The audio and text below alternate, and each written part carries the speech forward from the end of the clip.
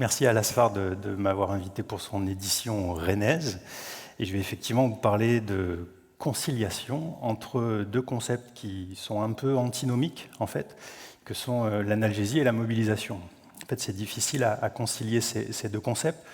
Alors on le sait, en fait, plus on fait d'anesthésie loco-régionale, particulièrement des nerfs périphériques et des nerfs mixtes, et plus on va avoir de blocs moteurs, plus on va avoir de paralysie, et donc qui dit paralysie dit gêne à la mobilité.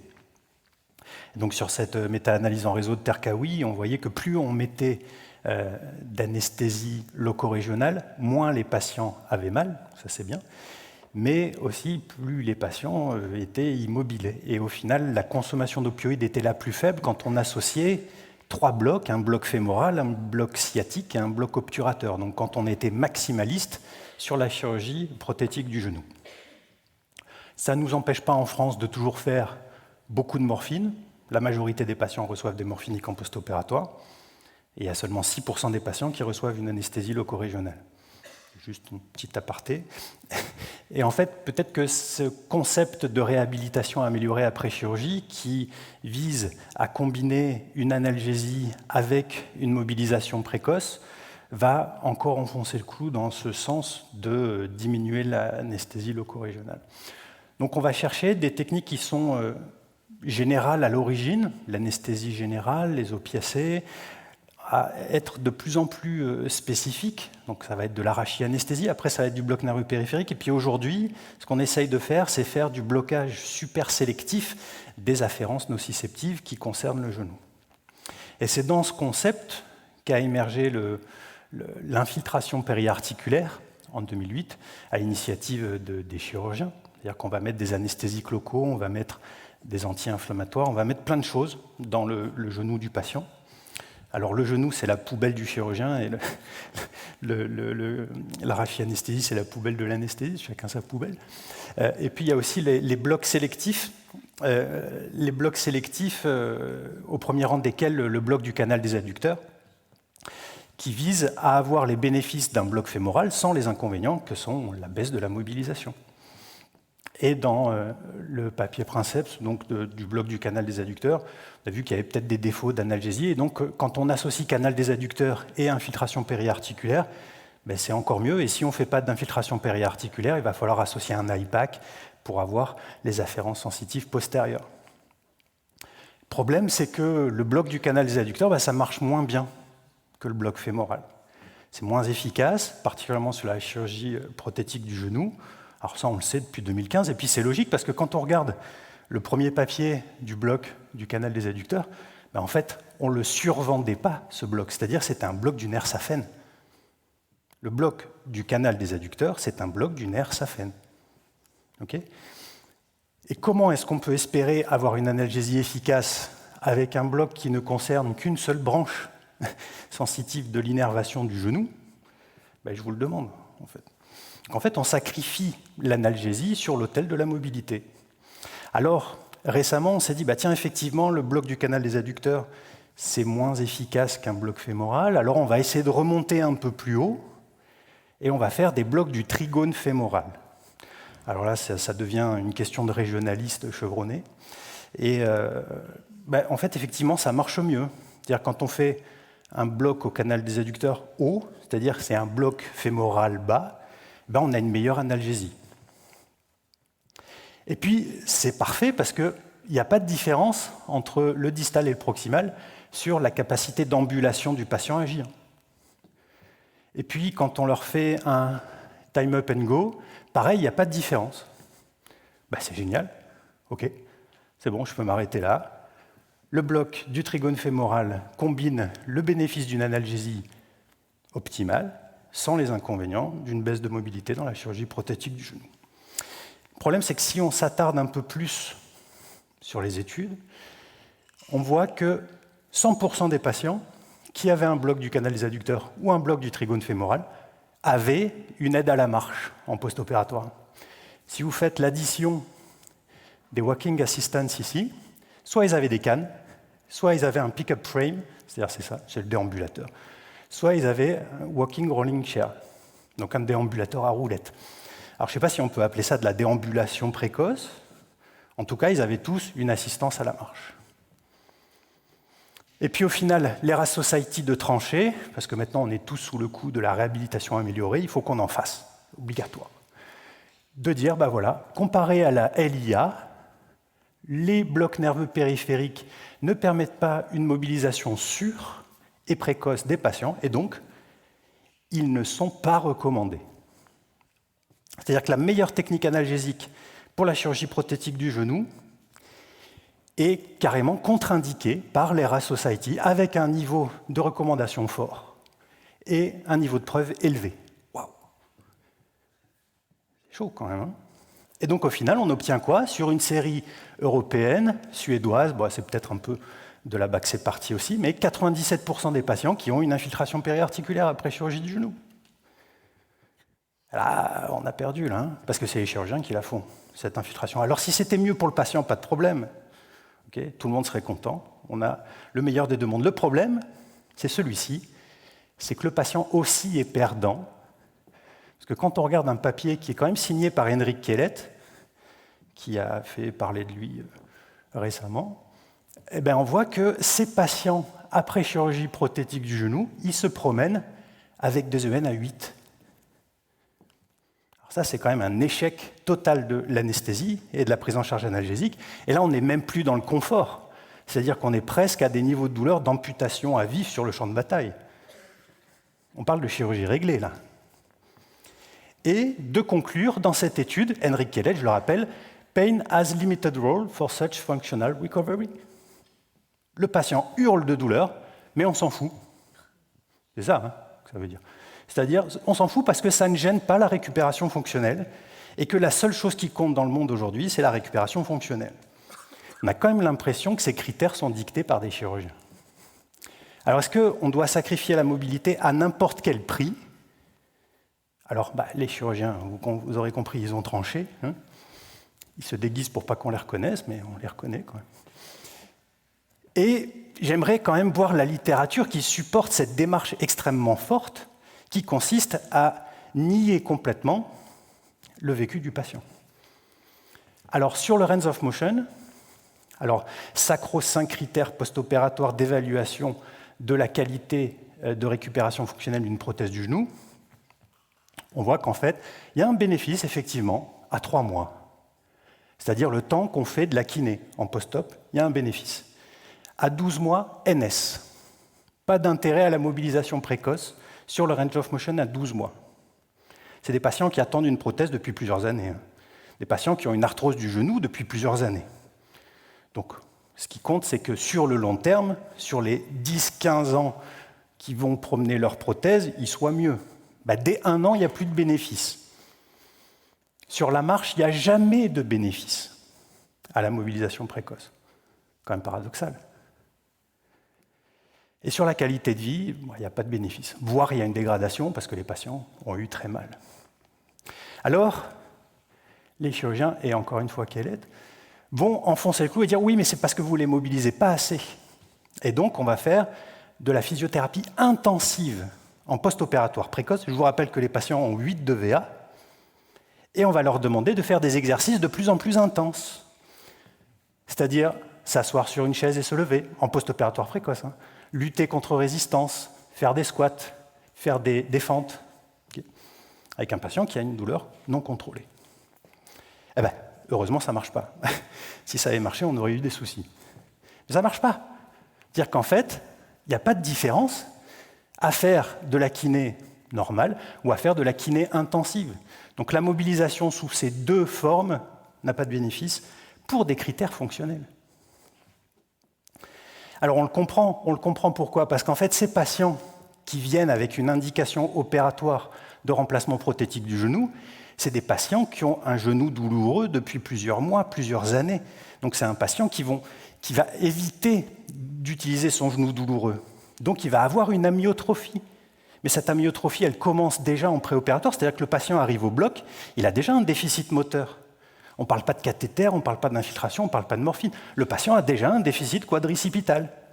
Si on l'avait évalué en préopératoire, on le saurait. Il y a une étude qui l'a montré.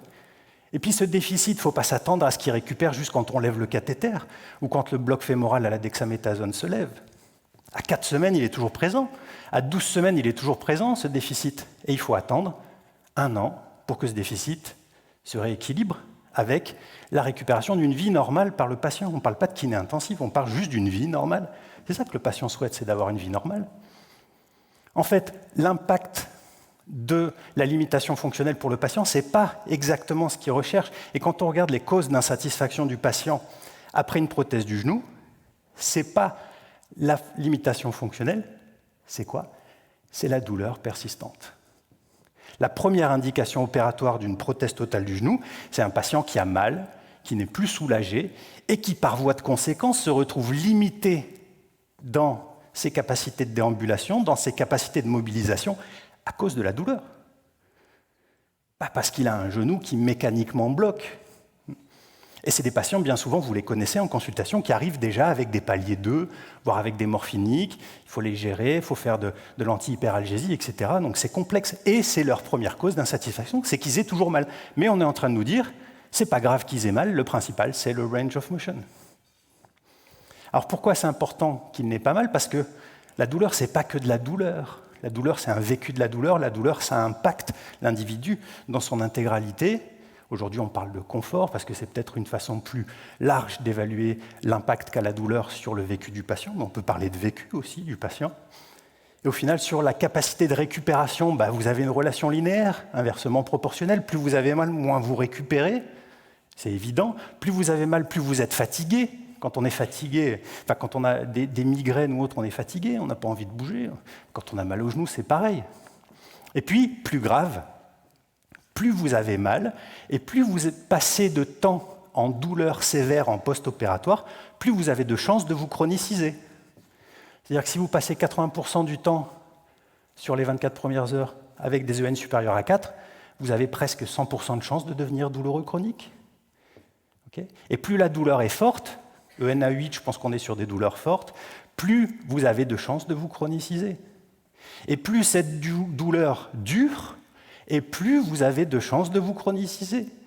C'est-à-dire que quand vous avez très mal pendant longtemps en post-opératoire, vous allez devenir douloureux chronique, et donc vous allez être insatisfait. Vous veniez pour être soulagé de votre douleur, vous avez toujours mal avec un genou tout neuf. Mais vous avez toujours mal. Vous vous en moquez de ce qui se passe sous la cicatrice. Et puis dans 15 ans, il faut y retourner. Alors, le genou, c'est particulier parce que si, dans la chirurgie prothétique de la hanche, on a une trajectoire douloureuse qui est spontanément favorable assez rapidement, en quelques jours, dans la chirurgie prothétique du genou, ce n'est pas le cas. Ce n'est pas le cas, et si on regarde ce qui se passe, vous voyez que les patients ils se promènent avec une EN supérieure à 4 pendant les 6 premiers jours. On ne peut pas se contenter d'avoir une approche analgésique qui va être courte chez ces patients-là. Et je vous le donne en mille, l'infiltration périarticulaire, c'est quoi?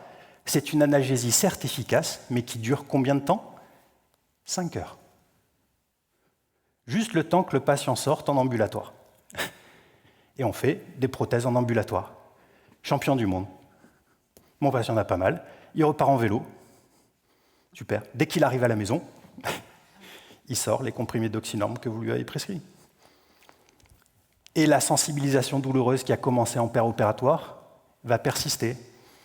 Et le patient va devenir toxicomane. Voilà ce qui se passe aux États-Unis. La dexaméthasone et les blocs nerveux en injection unique, c'est pas tellement mieux. C'est-à-dire que si on fait un bloc fémoral et qu'on met de la dexaméthasone, c'est quoi? Time to first rescue analgesia, 12 heures. Et la dexaméthasone est un facteur indépendant associé au rebond douloureux. Pourquoi? Parce que c'est un facteur indépendamment associé à la réalisation d'un bloc nerveux périphérique en injection unique. La seule solution, c'est le cathéter.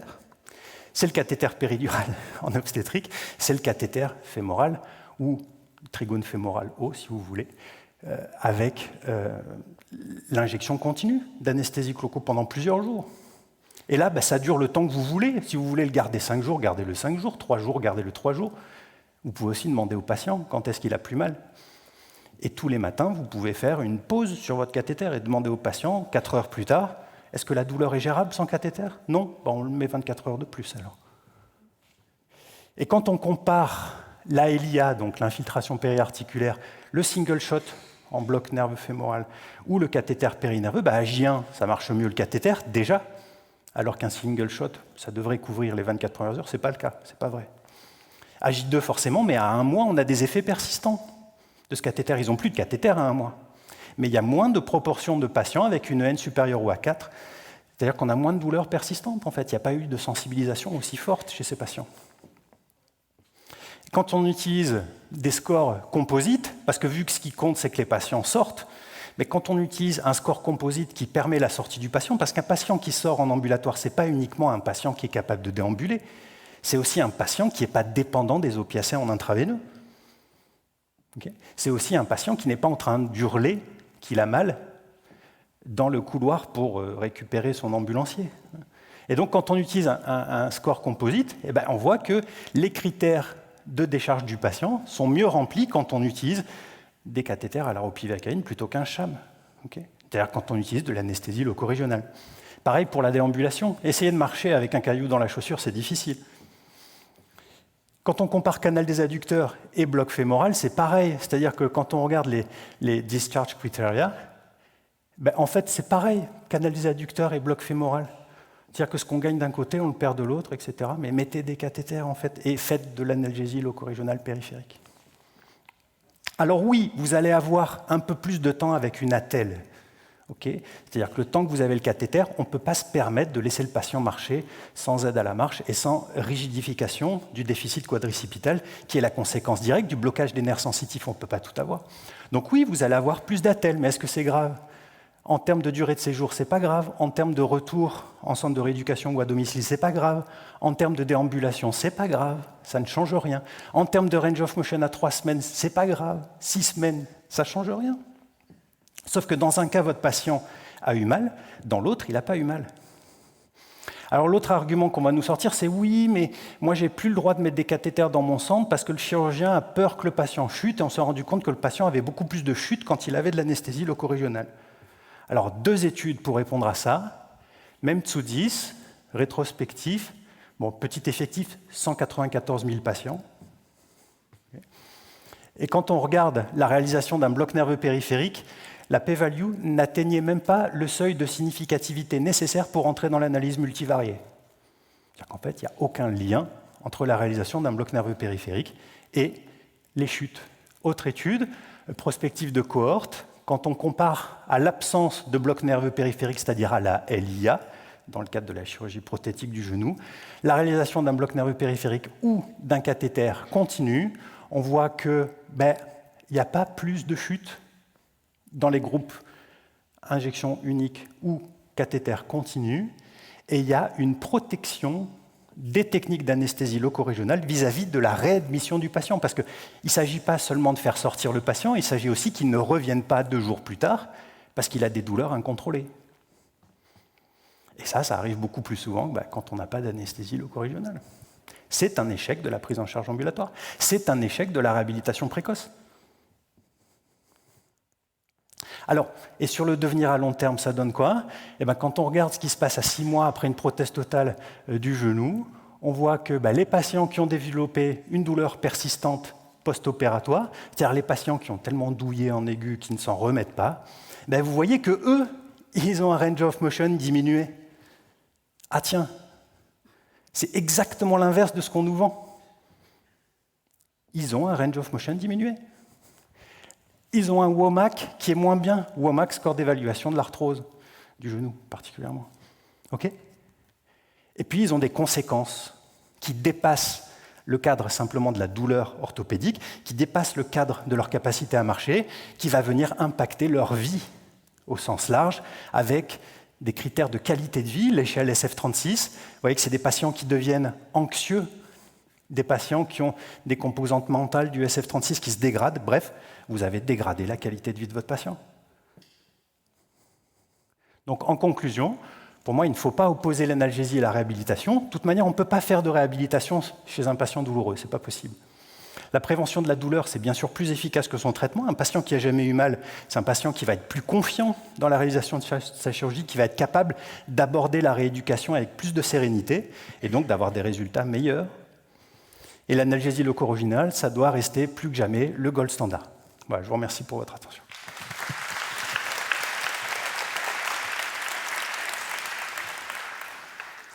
Merci Axel pour tous ces éléments en faveur du cathéter d'anesthésie loco-régionale.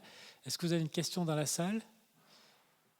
Peut-être pour préciser, parce que j'adhère avec toi, effectivement, on nous a poussé à faire de plus en plus d'ambulatoires, et donc pour que les patients marchent, on a été de plus en plus périphérique, mais on voit que les patients ont mal.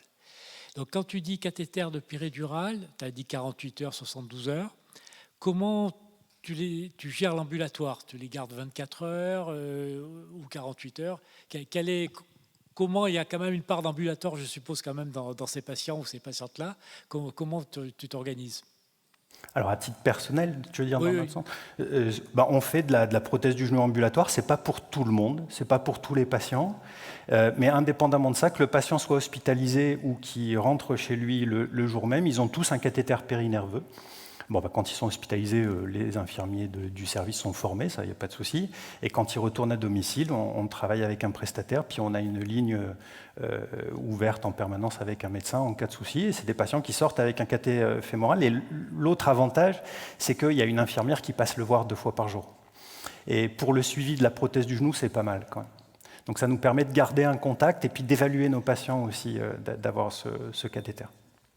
Ce qu'on n'a pas pour les hanches, et c'est plus difficile d'organiser le suivi ambulatoire des hanches.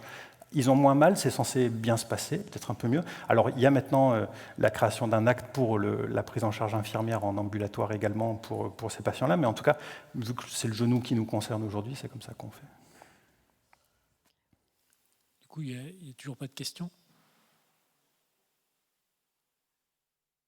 Bon. Ça tombe bien. Oui, ça tombe bien. Ok, ben merci Axel.